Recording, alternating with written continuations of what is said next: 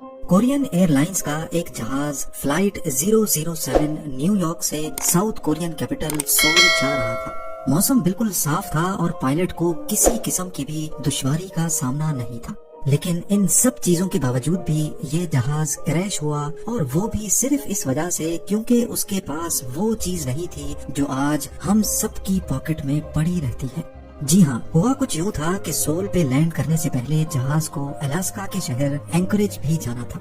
ये बात हो रही है 1983 की, जब अमेरिका और सोवियत के दरमियान कोल्ड वॉर चल रही थी। इस जंग को लेकर दोनों ताकतें एक दूसरे के खिलाफ बहुत ही ज्यादा अलर्ट थी। अगर आप मैप पे देखें तो ये है एंकरेज और यहाँ पर है सोल।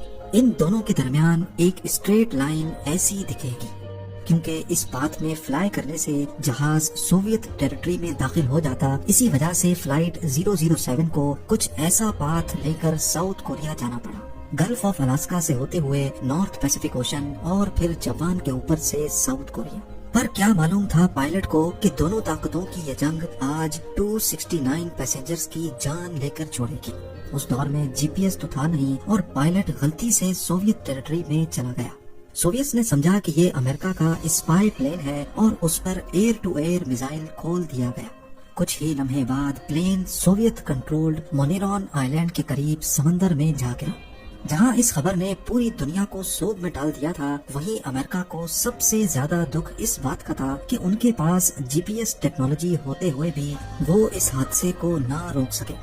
जी हाँ, उस वक्त जीपीएस सिर्फ अमेरिकन मिलिट्री का एक टूल हुआ करता था। पर इस वाक़े के बाद ही 16 सितंबर 1983 को अमेरिकन प्रेसिडेंट रोनाल्ड रेगन ने जीपीएस को सिविलियन यूज के लिए खोलने का ऐलान कर दिया, और वो भी बिल्कुल। नाज़रीन, पहले इंसान आसमान में तारों को देखकर सफर किया करते थे और अपनी पोजीशन का एक अंदाजा लगा पाते थे, और आज हम अपनी पोजीशन देखने के लिए तारों का तो नहीं लेकिन आसमान में घूमने वाली सैटेलाइट्स का इस्तेमाल जरूर करते हैं। मोबाइल फोन्स, गाड़ियाँ, फ्लाइट नेविगेशन और हत्ता के अब तो पेट्स की लोकेशन ट्रैक करना भी इंतहाई आसान हो चुका है।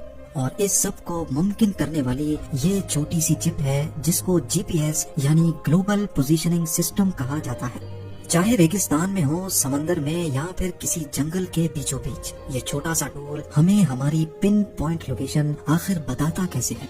इतनी इम्पोर्टेंट सर्विस जिसके बगैर आज दुनिया का निजाम इधर से उधर हो सकता है, वो भला हमें फ्री में क्यों मिलती है? और गूगल मैप्स जीपीएस के जरिए लाइव ट्रैफिक प्रेडिक्शन कैसे कर पाता है? इन सवालों के जवाब जानने के लिए जरूरी है कि पहले हम ये जानें कि जीपीएस काम कैसे करता है। ये तो हम सबको मालूम होगा कि हमारे फोन में जीपीएस रिसीवर होता है। जैसे ही हम अपनी लोकेशन सर्विस ऑन करते हैं तो ये अर्थ को ऑर्बिट करने वाली 24 जीपीएस सैटेलाइट से सिग्नल रिसीव करने लगता है। इस सिग्नल में हमारी लोकेशन नहीं होती, बल्कि इस सिग्नल में सिर्फ टाइम होता है।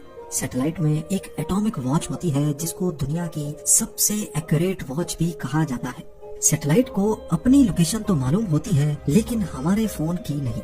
इसको ये अच्छी तरह मालूम होता है कि किस घंटे, किस मिनट और किस सेकंड में ये दुनिया के किस हिस्से के ऊपर मौजूद होगी।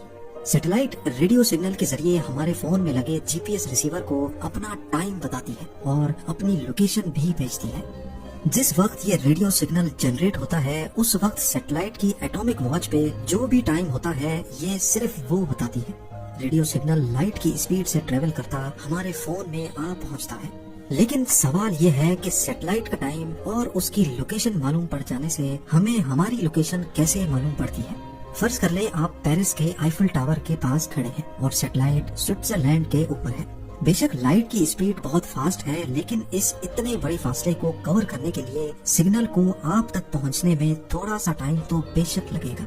सिग्नल रिसीव होने के बाद फोन अपने टाइम को सैटेलाइट से भेजे गए टाइम से मैच करता है और डिफरेंस निकालता है कि ये सिग्नल कितना डिले से पहुंचा है।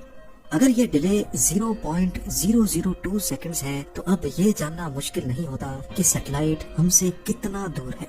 कैसे? ये भी बहुत आसान है। लाइट की स्पीड जो कि 3 लाख किलोमीटर एक सेकंड में कवर करती है, जिसका मतलब ये हुआ कि 0.002 सेकंड में लाइट 600 किलोमीटर ट्रैवल करेगी। तो अब ये कहना गलत नहीं होगा कि सैटेलाइट ने जब सिग्नल भेजा था उस वक्त वो हमसे 600 किलोमीटर दूर थी। हमारा फोन सैटेलाइट की लोकेशन स्विट्जरलैंड से 600 किलोमीटर के रेडियस में एक सर्कल ड्रॉ करता है اس سے فون کو اتنا تو معلوم پڑ جاتا ہے کہ وہ اس سرکل کے کسی نہ کسی بارڈر پہ، کسی نہ کسی کونے پہ موجود ہے۔ پر یہ سرکل تو بہت بڑا ہے، ہمارا فون اس پورے سرکل کے بارڈر پہ کہیں نہ کہیں موجود ہے، یہ جاننا ہمارے لیے کافی نہیں ہے۔ اس لوکیشن کو ایکوریٹ بنانے کے لیے یہی سارا پروسیس دوسری سیٹلائٹ کے ساتھ بھی کیا جاتا ہے، جس کو ہم سیٹلائٹ بی کا نام دیتے ہیں۔ لیٹ سپوز سیٹلائٹ بی اس وقت اسپین کے اوپر ہے اور ہمارے فون نے اس تمام کیلکولیشن سے یہ معلوم کیا کہ یہ سیٹلائٹ ہم سے 1100 کلومیٹر دور ہے۔ اب ہمارے فون کے پاس ایک نہیں بلکہ 2 سرکلز آ گئے، ایک سیٹلائٹ اے کا اور دوسرا سیٹلائٹ بی کا۔ یہ دونوں سرکلز جہاں پر بھی ایک دوسرے کے ساتھ انٹرسیکٹ کریں گے، ہمارا فون بھی وہیں پہ موجود ہوگا۔ اس لوکیشن کو اب مزید پن پوائنٹ ایکوریٹ کرنے کے لیے فون کو کم از کم 4 سیٹلائٹ سے سگنل ریسیو کرنے پڑتے ہیں۔ جتنے زیادہ سرکلز بنتے جائیں گے، ہماری لوکیشن بھی اتنی ہی زیادہ ایکوریٹ ہوتی جائے گی۔ اس سارے پروسیس میں سمجھنے کی بات یہ ہے کہ لوکیشن سروس کا سب سے بڑا تعلق ٹائم سے ہے۔ اگر تو ریسیور یعنی ہمارے فون کا ٹائم 1 سیکنڈ بھی غلط ہوگا تو لوکیشن میں ہزاروں کلومیٹرز کا ڈفرنس آ جائے گا۔ اس مسئلے سے نمٹنے کے لیے جیسے جیسے ٹیکنالوجی بڑھتی جا رہی ہے، ویسے ویسے جی پی ایس چپس بھی جدید ہوتی جا رہی ہیں۔ آج کل کئی جی پی ایس ڈیوائسز میں بلٹ ان بیٹریز دی جا رہی ہیں اور ان کے اندر اپنی کلاک موجود ہوتی ہے۔ موبائل آپریٹرز اور انٹرنیٹ کی مدد سے آٹومیٹک ٹائم کو اپڈیٹ بھی کیا جاتا ہے۔ اب سوال اٹھتا ہے کہ آج کل تو کوئی فری میں کسی کو مشورہ بھی نہیں دیتا، تو آخر پھر اتنی بڑی فیسلٹی فری کیسے ہے؟ کیا اس سروس کے ذریعے پوری دنیا پر نظر تو نہیں رکھی جا رہی؟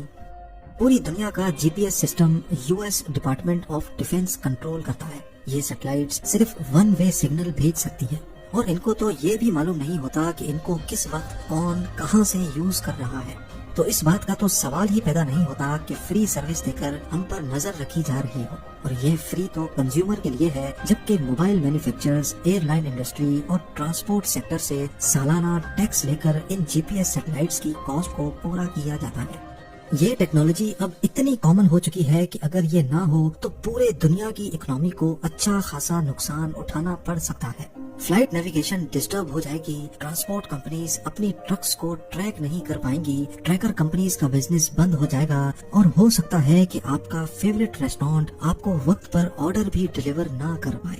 اگر بات کی جائے گوگل میپس کی تو لائیو ٹریفک پریڈکشن میں بھی سب سے بڑا ہاتھ جی پی ایس کا ہی ہوتا ہے۔ اگر ہمارے فون کا جی پی ایس آن ہوگا تو گوگل میپس ہر تھوڑے وقت کے بعد ہماری لوکیشن اپنے سرور پہ اپڈیٹ کرتا ہے۔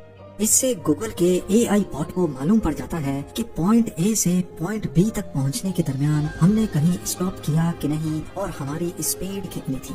یہی انفارمیشن گوگل اسی روڈ پر موجود دوسرے موبائل یوزر سے بھی لیتا ہے، اور پھر ان تمام انفارمیشن کی بیسس پہ پریڈکشن کی جاتی ہے کہ آیا روڈ پر ایوریج اسپیڈ کیا ہے، یہ روڈ دن کے کون سے ٹائم پہ زیادہ جیم ہوتا ہے اور کس وقت یہاں آسانی سے گزرا جا سکتا ہے۔